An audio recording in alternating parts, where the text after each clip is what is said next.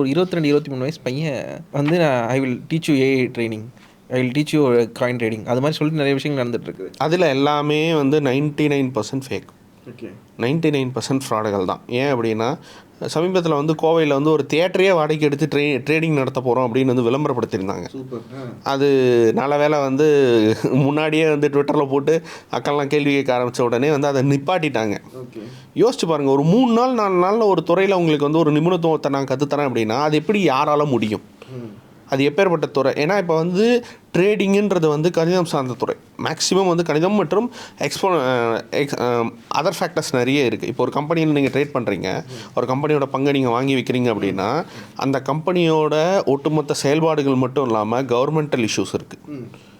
நாட்டில் நம்மளோட other financial இதுவும் இருக்குது. ஃபினான்ஷியல் இன்ஸ்டிடியூஷன்ஸ்னால் வர பிரச்சனைகளும் இருக்குது, அதனோட எஃபெக்ட்ஸும் இருக்குது. இப்படி பல்வேறு எஃபெக்ட்ஸ் இருக்குது. அந்த எஃபெக்ட்ஸ் எல்லாம் நீங்கள் என்னென்ன பண்ணுது அப்படின்னு நீங்கள் கற்று தெரிஞ்சுக்கிட்டால் மட்டும்தான் அட்லீஸ்ட் ஓரளவாவது உங்களால் வந்து ட்ரேடிங்கை வந்து சுமாராவது பண்ண முடியும். ஓகே. ஆனால் அது எதுவுமே தெரியாமல் நீங்கள் போய்ட்டு ட்ரேடிங்கில் வந்து பச்சை போட்டால் ஏறுது, ரெட்டு போட்டால் இறங்குது அப்படின்னு நீங்கள் இறங்குனீங்கன்னா உங்களுடைய ஒட்டுமொத்த பணமும் லாஸ் ஆகி தான் நீங்கள் போய் இருப்பீங்க.